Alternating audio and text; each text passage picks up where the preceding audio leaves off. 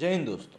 कभी कभी आप जिस रास्ते पे निकल पड़ते हो और कुछ दूर जाके आप उस रास्ते पे पलट के देखते हो तो आपको ऐसा लगता है कि आप अपनी चप्पल ने काफ़ी पीछे छोड़ा है। अभी इस समय कुछ ऐसा ही हुआ है निधि राजदान के साथ, जो कि अक्सर सुर्खियों में बनी रहती हैं और पिछले कुछ समय पहले ये सुर्खियों में आई थी क्योंकि ये फर्जी तरीके से ऑक्सफोर्ड में एडमिशन इनको किसी ने दिलवा दिया था और किसी ने इनका काट दिया था।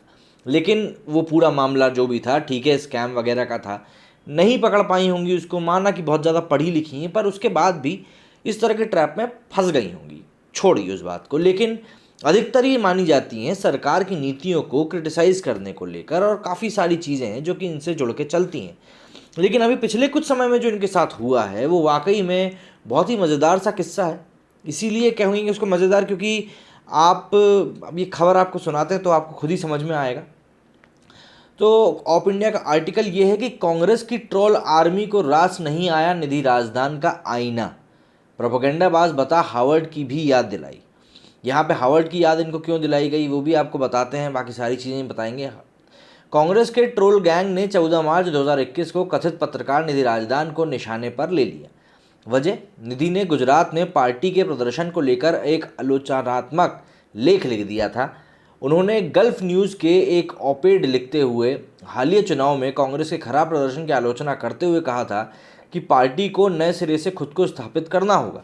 अब यहाँ पे मुझे एक बात समझ में नहीं आती कि ये बात आखिर कौन नहीं कह रहा। मैं ये नहीं कहता कि भैया कांग्रेस खराब पार्टी, मैं ये कहता हूँ कि कांग्रेस की लीडरशिप खराब, जो उसको सही तरीके से आगे नहीं लेके जा पा रही है। और जो लोग ये चीज़ नहीं समझ पा रहे हैं, मुझे समझ में नहीं आता कि वो किस तरह के राजनेता हैं।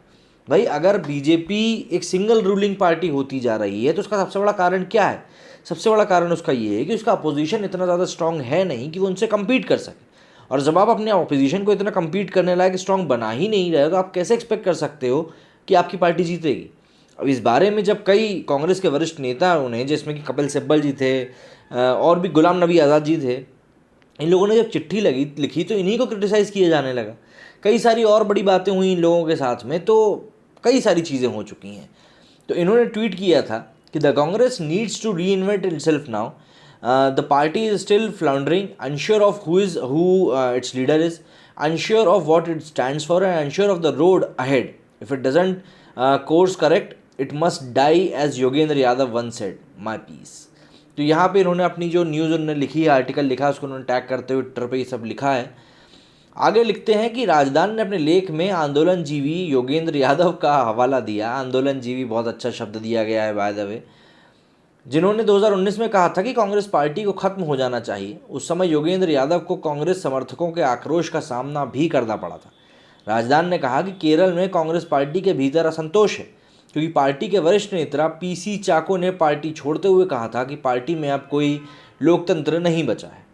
पश्चिम बंगाल में होने वाले चुनाव को लेकर उन्होंने कहा था कि कांग्रेस पार्टी ने महत्वपूर्ण जमीन खो दी है।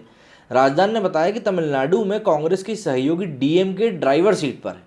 उन्होंने ये भी कहा कि बीजेपी ने भी अपनी ज़मीन वहाँ पे खो दी है, लेकिन पूरी रिपोर्ट में कांग्रेस की आलोचना ज़्यादा उन्होंने की थी। तो सीधी सी बात है, अब जिसकी आलोचना ज़्यादा हुई है उसको मिर्ची भी तो ज़्यादा ही लगेगी। रिपोर्ट के साथ कांग्रेस समर्थकों को जो प्राथमिक मुद्दा मिला वो ये था कि राजदान ने दावा किया था कि हाल ही में हुए स्थानीय निकाय चुनावों में आम आदमी पार्टी गुजरात में नंबर 2 पार्टी बन गई, जो कि तथ्यात्मक रूप से गलत है। बीजेपी ने 6,239 सीटें जीती, कांग्रेस ने 1,805 सीटें हासिल की और आप केवल 42 सीटें जीतने में सफल रही, जिसमें से 25 सीटें सूरत अकेले की थीं। आम आदमी पार्टी सूरत में दूसरे स्थान पर रही, लेकिन निधि ने दावा किया कि आम आदमी पार्टी पूरे गुजरात में दूसरे स्थान पर आई है। अब यहाँ पे आप देखिए कि किस तरीके से आंकड़ों को ज़रा घुमा फिरा के पेश किया जाता है और लोग यही समझते हैं कि भाई आम आदमी पार्टी दूसरे नंबर पे आ गई, जबकि हकीकत ठीक उलट होती है। ये चीज़ें ऐसे समझ में आती हैं और इसी बात ने सोशल मीडिया पर कांग्रेस की सेना को पूरी तरीके से नाराज़ कर दिया, क्योंकि भाई जैसे तैसे तो वो लोग दूसरे नंबर पर आए थे और अब आप ये कह रहे हैं। तो कांग्रेस पार्टी का समर्थन करने वाले कई ट्रोल्स ने इस विशेष बूंदी को उठाया और उन पर हमला करना शुरू कर दिया। गौरव गांधी जैसे बड़े नाम निधि को ट्रोल करने वालों में शामिल थे। गौरव पंधी जो हैं वो लिखते हैं, fake news alert, propagandist Nidhi Razdan openly peddling falsehood saying Aam Aadmi Party emerged as number 2 in Gujarat, civic polls, this is brazen lie, बड़ा बड़ा शब्द। Aam Aadmi Party instead lost most seats barring Surat, also she didn't mention Punjab at all because shows paymaster Kejriwal in bad light. तो यहाँ पे इन्होंने पूरी बात कही है।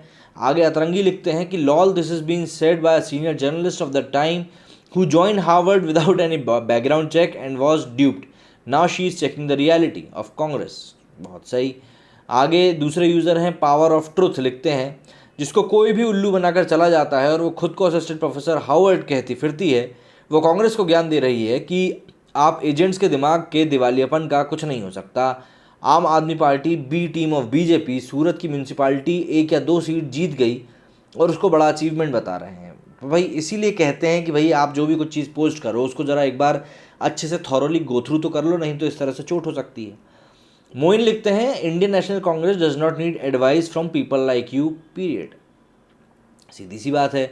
आंदोलन जीवी भाविका लिखती हैं you are good for nothing lady, you are just a fraud and liar piece of shit reality. काफ़ी कुछ गंदा कह दिया यहाँ मैडम ने। श्रीधर रामस्वामी लिखते हैं हार्वर्ड क्वीन निधि। ये हार्वर्ड की बातें मैंने शायद शुरुआत में ऑक्सफोर्ड कह दिया था, जहाँ पे इन्होंने गलत तरीके से एडमिशन ले लिया था।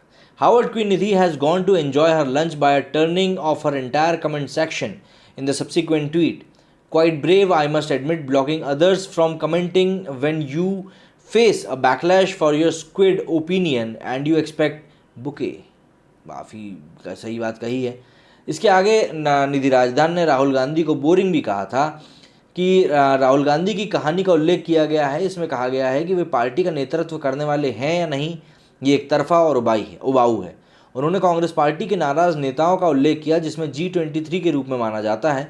उन्होंने पार्टी की वर्तमान स्थिति के बारे में सोनिया गांधी को पत्र लिखा था। कांग्रेस पार्टी के पतन के खिलाफ आवाज़ उठाने के परिणाम स्वरूप गुलाम नबी आज़ाद, आनंद शर्मा, कपिल सिब्बल और अन्य को स्टार प्रचारकों की सूची से हटा दिया गया था, जो पार्टी के लिए एक और बड़ा झटका था। अब वैसे ये वंशवाद की तरफ जाना नहीं हुआ तो क्या होता है, मैं नेताओं के साथ पूरी सहानुभूति रखता हूँ।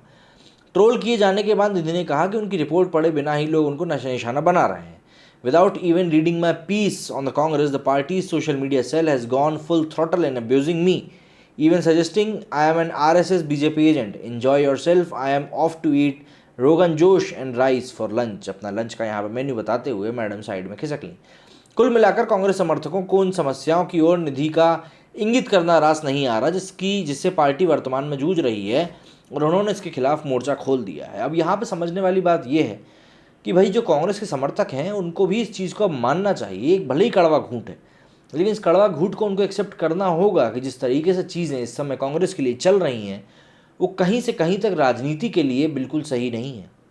और कांग्रेस में अगर जल्दी ही ध्रुवीकरण का बदलाव देखने के लिए नहीं मिला तो ये जो लीडरशिप में अभी वो हैं, जिस तरीके से डूबते आ रहे हैं, हो सकता है आगे भी इसी तरीके से डूबते जाएं। वरना कोई भी व्यक्ति अपनी पकी पकाई पुश्तैनी सीट छोड़कर वायनाड की तरफ नहीं जाता। इसीलिए जो भी कुछ चल रहा है वो वाकई में चिंताजनक है। ऐसे में सामने वाले व्यक्ति को ट्रोल करने से अच्छा होगा कि आप उसकी बात को ज़रा 2 मिनट के लिए समझ कर देखें। हो सकता है कम ही सही पर कुछ काम का तो निकले। उम्मीद करता हूँ जो बात मैं आपको समझाना चाहता था आप समझ गए होंगे। मेरे इस वीडियो में फिलहाल इतना ही। जय हिंद, जय भारत।